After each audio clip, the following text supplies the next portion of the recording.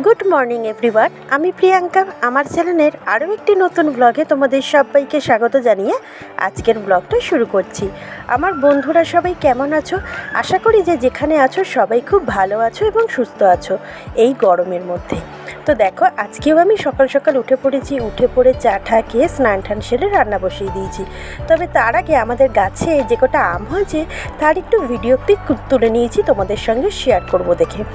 রাস্তার ডালে এই কটা আম হয়েছে, তবে দুপুরবেলা ছেলেপিলেরা এসে ঢিল মারে, আর আম পড়লে পড়লো, না পড়লে না পড়লো, আমরাও একটু তাড়া করি, দৌড়ে পালিয়ে যাই। বেশ মজাদার ঘটনা ঘটে প্রত্যেক দিন দুপুরবেলা।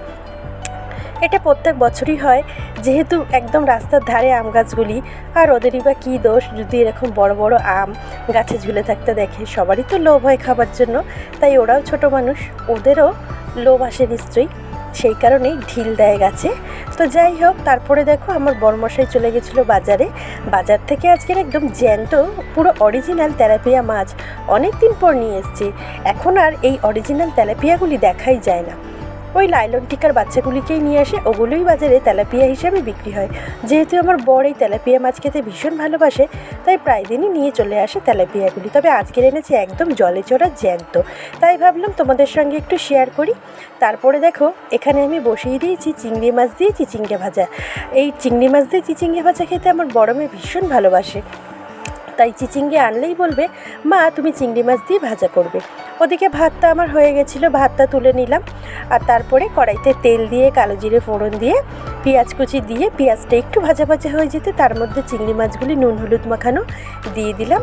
দিয়ে একটু নেড়ে চেড়ে তারপরে একে একে পরিমাণ মতন লবণ, একটু মিষ্টি, হলুদ গুঁড়ো, সামান্য পরিমাণ লঙ্কার গুঁড়ো আর দুটো কাঁচা লঙ্কা চিড়ে দিয়ে ভালো করে নাড়িয়ে চাড়িয়ে তারপর চিচিঙ্গেটা দিয়ে ঢেকে দিলাম। আর কিছুক্ষণ পরে আবার ঢাকনা খুলে চিচিঙ্গেটা নাড়িয়ে চাড়িয়ে নিয়ে একদম শুকনো শুকনো ভাজা ভাজা করে নামিয়ে নিলাম চিংড়ি মাছ দিয়ে চিচিঙ্গে ভাজা। তারপরে দেখো, আমি এখানে করে ফেলছি আমের ডালটা সম্বার। গাছের থেকে আম একটা পেড়ে এনে দিয়েছিল, আর গরমকালে আম ডাল ছাড়া যেন ভাত খাওয়াটা একদমই দুঃসহ ব্যাপার হয়ে ওঠে। একটু টক থাকলে পাতে ভাতটা খেতে তবে ভালোই লাগে, তাই না? এই গরমের দিনে আম খাওয়াটা খুবই ভালো, কেননা আম শরীরের জ্বালা পোড়াটা কমায়, অনেকখানি কমায়। তো যাই হোক, তারপরে দেখো ডালটা তো হয়ে গেল আমার। এরপরে মাছগুলি ঝাল করে নেব। কিছুটা তেলাপিয়া মাছ দেবো, আর কিছুটা কাটাপোনা এনেছিল সেইটা দেবো। দুটো মাছ একসাথেই পেঁয়াজ টমেটো আদা রসুন বাটা দিয়ে ঝাল করে নিয়েছিলাম। মাছের ঝালটা হয়ে যেতেই আমার রান্না শেষ। এর মাঝখানে ছোটো মেয়ে উঠে গেল, ঘুম থেকে উঠেও পটিতে গেল। তারপরে এসেই বলছিল, মা পেটটা একটু ব্যথা ব্যথা করছে। এখনও পর্যন্ত কিছুই খাইনি, দুটো বিস্কুট ছাড়া ভাত খেতে ইচ্ছা করছে না বলল। তাই একটা ওআরএস এনে খাওয়ালাম, আর একটা গ্যাসের ওষুধ খাইয়ে দিয়েছি। এখন একটু ঘুমিয়ে পড়েছে।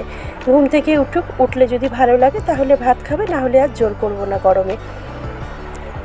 আর গরমে সবারই ডায়রিয়া মতন হচ্ছে, মানে পটি হচ্ছে, বমি হচ্ছে, আর এত অত্যাধিক গরম পড়েছে, ডিহাইড্রেশন হয়ে যাচ্ছে শরীরে, যার ফলে এই জিনিসটা ঘটছে। তো যাই হোক, দেখো মাছের ঝালটা বসিয়ে দিচ্ছি। মাছের ঝালটা হয়ে গেলেই আমার রান্নাবান্না আজকের মতন কমপ্লিট হয়ে যাবে। তো দেখো বন্ধুরা, আজকের মতন ভিডিওটা আমি এখানে শেষ করলাম। ভালো লাগলে চ্যানেলটা সাবস্ক্রাইব করে আমার পাশে থেকো, লাইক করো, কমেন্টে জানিও, আর তোমাদের বন্ধুবান্ধবের মধ্যে আমার লিঙ্কটা একটু শেয়ার করে দিও, এতে আমার সুবিধা হয় আর কি। তো চলো, আজকের মতন ভিডিওটা এই পর্যন্তই। ভালো লাগলে আবারও বলছি, চ্যানেলটা সাবস্ক্রাইব করে আমার পাশে থেকো। এতক্ষণ ধরে আমার সঙ্গে থাকার জন্য, আমার এই বকবক শোনার জন্য সকলকে অসংখ্য ধন্যবাদ জানালাম মন থেকে। সবাই খুব ভালো থেকো, সুস্থ থেকো, সাবধানে থেকো। টাটা। আজ তবে রাখি, আবার পরের দিন দেখা।